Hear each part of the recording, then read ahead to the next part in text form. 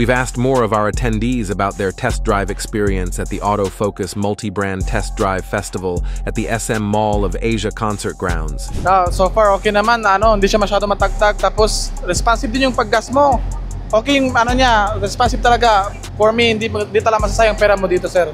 Pero soon, sana magkakaroon din tayo. Doon sa accessories niya, sa suspension, tsaka tahimik sa pagdaan niya sa mga lubak-lubak. Favorite, I think yung automatic sa dahil manual driver. Tapos yung medyo medyo mabigat lang yung steering pero maganda, okay siya. I-recommend ko i-Isuzu kapag pag may family kayo kasi mukhang pang malaki po yung SUV, mga pickup. So pag may family, business, and etc. po. Naikot ko siya sa labas and dito sa loob. Typical for an EV, yung torque, instantaneous siya. And then, syempre, yung NVH, mas tahimik si EV.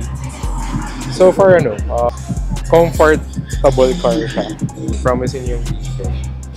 Yun lang so far. Yung torque, gustong-gusto ko siya. Yung niya, tech niya, super high-tech. Pero maganda. As yung ride and handling, maganda.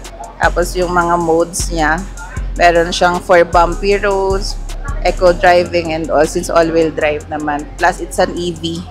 So, for an EV, okay siyang i-drive. And the price, mura. Actually, masyado siyang technical. Pero ang kagandahan is yung isa, syempre yung unang-una, yung 360 degrees na camera. Maganda yung acceleration niya.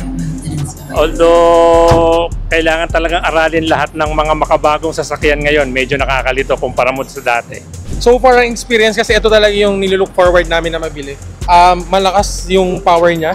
At the same time, yung suspension na gustuhan ko. Plus, yun nga, mataas siya and sporty na yung look niya. And looking forward na mabili siya talaga. What vehicle would you love to try out for a test drive? Let us know in the comments.